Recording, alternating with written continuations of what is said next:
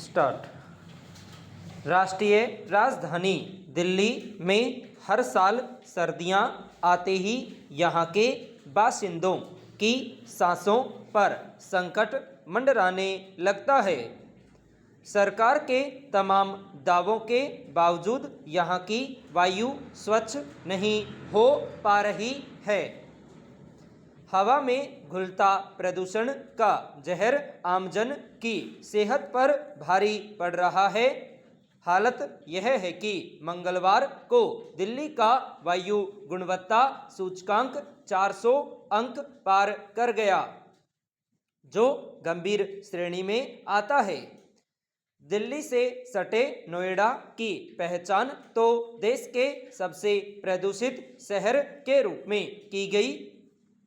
Delhi high court ने भी बुधवार को इस पर चिंता जताई और कहा कि ऐसी आपात स्थिति में सरकार को वायु साफ करने वाले उपकरणों पर कर में छूट देने को लेकर विचार करना चाहिए।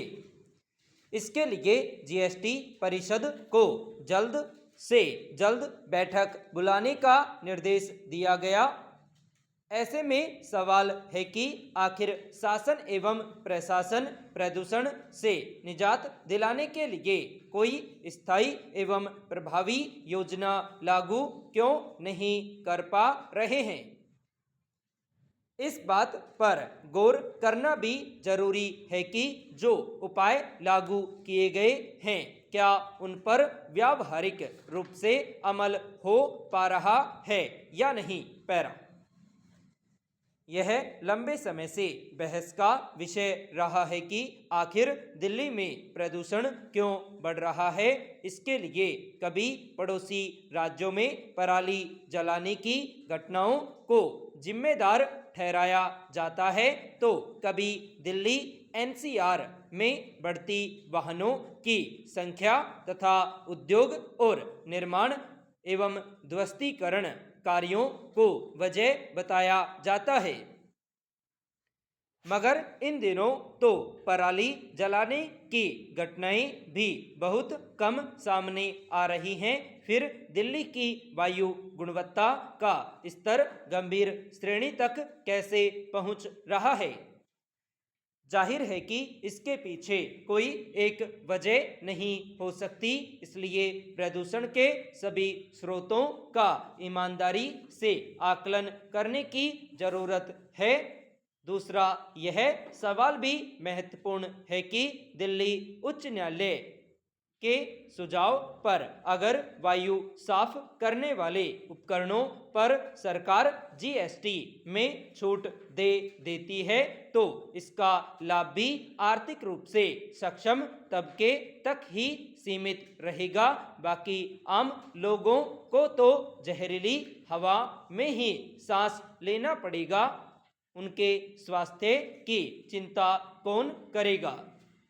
जबकि इस मामले में सर्वोच्च न्यायालय अपने एक आदेश में कह चुका है कि स्वच्छ हवा पर सभी नागरिकों का अधिकार है। पैरा। दिल्ली एनसीआर में प्रदूषण का एक पहलू यह भी है कि मूल समस्या की जड़ तक जाने की बजाय इस पर राजनीति ज़्यादा हावी होने लगी है। सियासी दल अपनी जिम्मेदारी और जवाबदेही से पल्ला झाड़ने के लिए एक दूसरे पर ठीकरा फोड़ते रहते हैं। दिल्ली में सत्तारूढ़ दल भाजपा का तर्क है कि आम आदमी पार्टी की सरकार के दौरान प्रदूषण को नियंत्रित करने के लिए कारगर कदम नहीं उठाए गए। वहीं आम आदमी पार्टी का कहना है कि भाजपा अपनी जवाबदेही से ध्यान भटकाने के लिए इस तरह के आरोप लगा रही है। सवाल है कि क्या इस तरह के आरोप प्रत्यारोप से प्रदूषण की गंभीर होती समस्या का समाधान निकल पाएगा।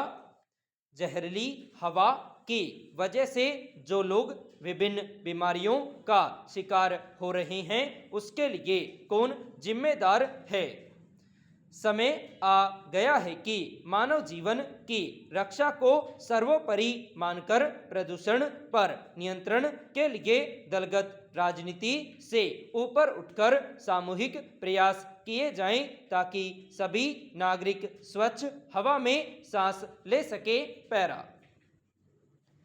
आमतौर पर होटलों में ठहरने के दौरान यह उम्मीद की जाती है कि वहां सुकून के साथ सुरक्षित माहौल भी होगा, मगर देश भर के कई होटलों में जिस तरह की लापरवाही बरती जाती है वह चिंताजनक है। सुरक्षा के बुनियादी इंतजाम न होने के कारण कई दफ़ा लोगों की जान तक चली जाती है। हरियाणा के कुरुक्षेत्र जिले में ऐसी ही एक घटना सामने आई है। यहाँ एक होटल में सोमवार रात अंगीठी के धुएं के कारण 5 लोगों की दम घुटने से मौत हो गई। ये सभी उत्तर प्रदेश के सहारनपुर से इस होटल में रंग रोगन संबंधी कार्यों के लिए आए थे और वहीं एक कमरे में ठहरे थे।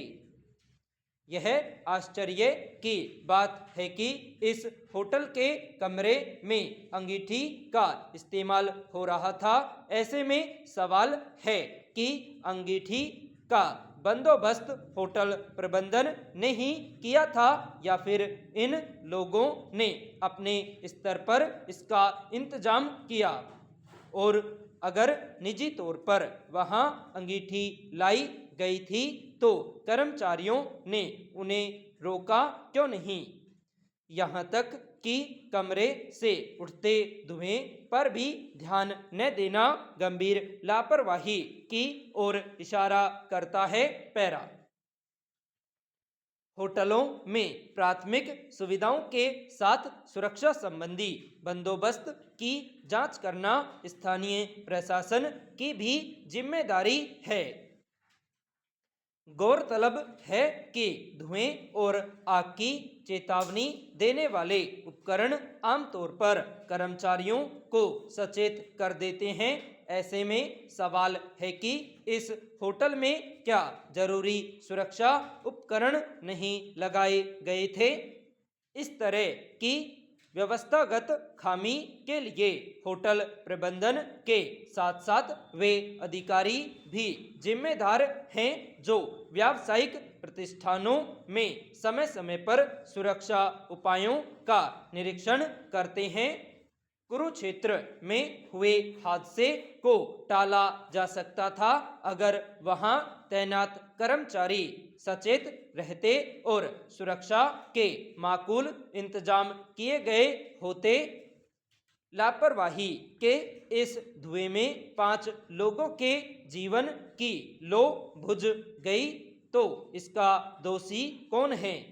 इस तरह की घटना की पुनरावृत्ति न हो इसके लिए सरकार और प्रशासन को व्यावसायिक प्रतिष्ठानों में सुरक्षा व्यवस्था सुनिश्चित करने को लेकर ठोस कदम उठाने होंगे।